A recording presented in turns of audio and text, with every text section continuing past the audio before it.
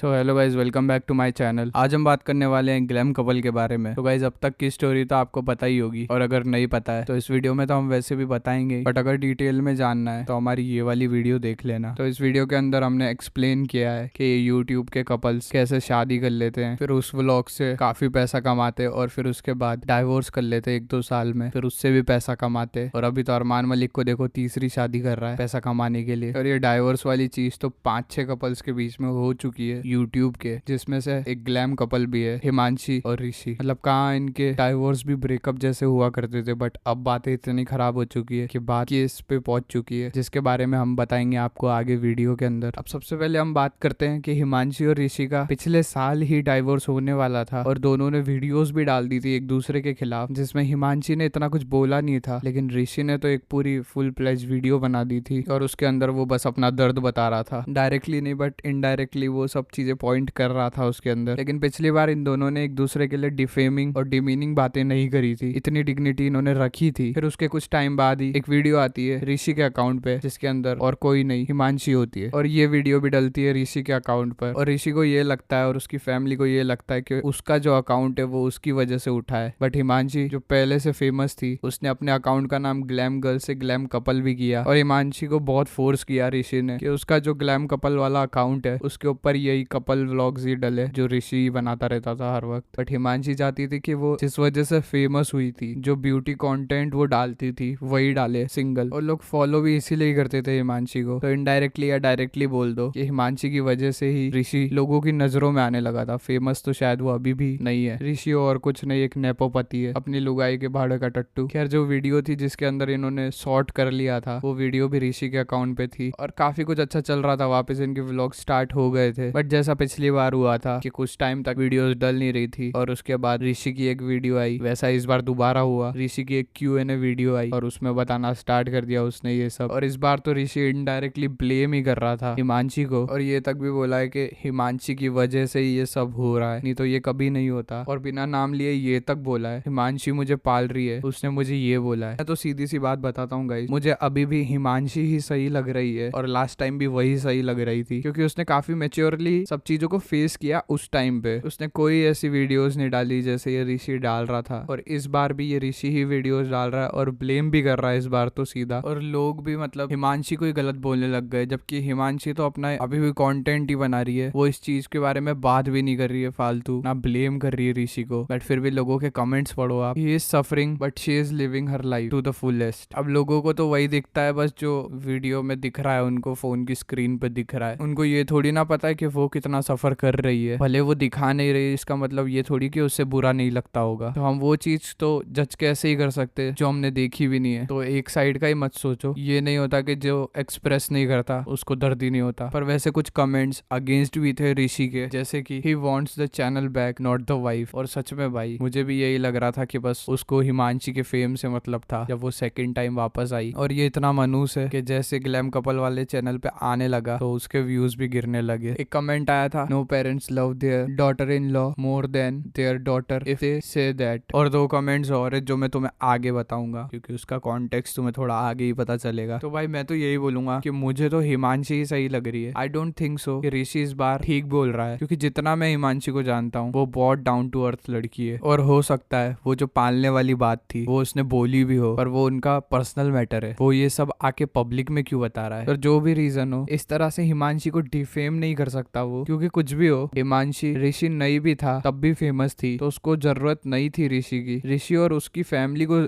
हिमांशी की जरूरत पड़ी फेमस होने के लिए, और अब थोड़ा फेमस क्या हुए, हिमांशी को ही डिफेम करने लग गए। यहाँ तक कि ऋषि की बहन, उसके कजन्स, सबने हिमांशी के थ्रू व्लॉगिंग चालू करी, और वो इंडिविजुअली व्लॉगिंग स्टार्ट करते तो हम कभी जानते भी नहीं शायद उनको, पर वो अपने दम पर नहीं, हिमांशी के दम पे फेमस हुए हैं, तो हम उन्हें जान रहे हैं, उनकी एग्जिस्टेंस पता चल रही है। नहीं तो हमें पता भी नहीं था कौन क्यों क्या है। मतलब ऐसे काफी व्लॉगर्स आते हैं और फिर एट लास्ट अकाउंट बंद करके चले जाते हैं, जस्ट लाइक मी। ऋषि जो दावा कर रहा है कि मेरी फैमिली इंक्लूड इंक्लूड हुई व्लॉग में और उसी की वजह से उनका चैनल आगे बढ़ा है, तो वो बहुत बड़ी गलत फहमी है, क्योंकि लोग उस अकाउंट पे सिर्फ हिमांशी को देखने आते थे और हाँ, उसी की वजह से ऋषि को भी देखने आ जाते थे। और उनको ये तो पता ही नहीं है कि ब्यूटी इंडस्ट्री में वो कितना आगे थी बिना किसी की हेल्प के। जितने फॉलोवर्स, जितने सब्सक्राइबर्स उसने गेन किए, उतना तो ये हिमांशी का नाम लेके भी नहीं कर पाए, उसका आधा भी शायद। और इतना ही नहीं, अगर हिमांशी चाहती तो अपनी बहन कनिका को भी प्रमोट कर सकती थी, वो भी इन्फ्लुएंसर है, पर उसने वो सब नहीं किया कभी भी, ना ही कनिका ने उसे फोर्स किया, क्योंकि उन दोनों को पता है कि खुद से पब्लिक अट्रैक्ट होगी तो पब्लिक खुद से ही आएगी। अगर किसी के बुलावे से आएगी तो वो बस कुछ टाइम के लिए ही रहेगी और अकाउंट डेड हो जाएगा। और जो खुद के दम पे फेम आती है तो वो फेम की बात अलग ही होती है। इसलिए कनिका ने अपनी बहन के फेमस होने का फायदा नहीं उठाया, दोनों अपने आप ही ग्रो हुए। पहले हिमांशी हैक्स बताया करती थी, पर अब कनिका नई नई चीजें ट्राई करती है और बताती है चैनल पे, जो कि कनिका की एक अलग पहचान बना रहा है। और वैसे भी ऋषि तो हमेशा से ही ट्राई करता हुआ आया है कि जितना हिमांशी के चैनल से मिल कर सकता है कर ले, यही सोचा है उसने। तभी तो हिमांशी को कंट्रोवर्शियल कंटेंट पसंद नहीं, तब भी वो फोर्स करता था उसे ऐसी वीडियोस और थंबनेल बनाने का और डलवाने का। पिछले साल भी जैसे ही ये लोग अलग हुए, सेपरेट होते से ही ऋषि ने नया चैनल बना दिया और अपने फैमिली बिजनेस के ऊपर ध्यान देने से ज्यादा यूट्यूब पे ही सारा ध्यान दिया, क्योंकि कहीं ना कहीं वो बिजनेस उसके पापा का ही था और उन्हीं के हाथ में था, तो वही उसे संभालते थे। नया चैनल बना के भी अपने चैनल को इतना प्रमोट किया और एक क्लिप में बोल रहा था कि कड़की है, नया चैनल है तो पैसा नहीं आ रहा इसमें। ऋषि बहुत ज्यादा ग्रीडी साउंड करता है अपनी बातों से भी और हरकतों से भी, पर जिस तरह से वो एलिगेशंस लगा रहा है कि पैसों के लिए ही हो रहा है ये सब, पैसों से बड़ी कोई चीज नहीं है, ये सब बोलना बहुत गलत है। और इतनी बड़ी बड़ी एलिगेशन लगाना भी सरासर गलत है। जब पैसे वैसे वाली बात कर रहा है ऋषि, वो ये कहना चाह रहा है कि डाइवोर्स के बाद जो लड़कियों को पैसा चाहिए होता है, मिलता है, उसी के बारे में बात कर रहा है कि पैसे के लिए ही कर रही है ये सब। पर इस गधे को कौन समझाए कि उसके इतने मिलियन में व्यूज आते हैं, उसको इसके पैसे की क्या ही जरूरत होगी, उसके पास वैसे ही इससे कहीं ज्यादा होगा पैसा। एक लड़की जो अपना दिल और अपने प्यार की वजह से इसके साथ रह रही थी, एट द एंड उसको ये नाम दे रहा है कि ये पैसे के लिए थी यहाँ पे। और तो और इतना भी बोला कि हिमांशी की वजह से उसको और उसकी फैमिली को कितना कुछ सहना पड़ रहा था और इतना सब सुनना पड़ रहा है कि वो बोल भी नहीं सकता। मतलब तू पहले खुद ही विक्टिम कार्ड प्ले कर रहा है और बोला तो ऐसा बन रहा है ये जैसे कि इसकी तो कोई गलती ही नहीं हो। और इसकी मम्मी का कहना तो अलग ही है एक्स्ट्रा मैरिटल अफेयर के बारे में।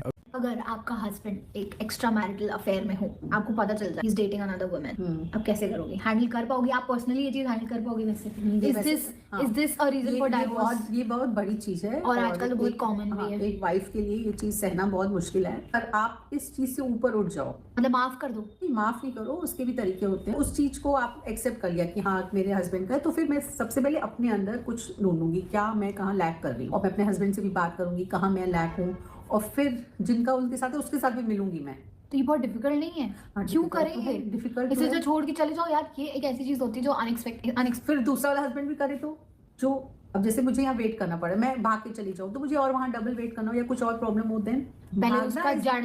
हाँ, भागना इज नॉट सॉल्यूशन। आपका जैसे कोई हस्बैंड है दूसरी लेडी के साथ एक्स्ट्रा मैरिटल अफेयर्स है, उसका कोई कारण होगा, आपकी आप में अंदर कुछ कमी होगी, तभी हो रहा है ना ये सब। पॉजिटिवली उसको ठीक करने की कोशिश करो।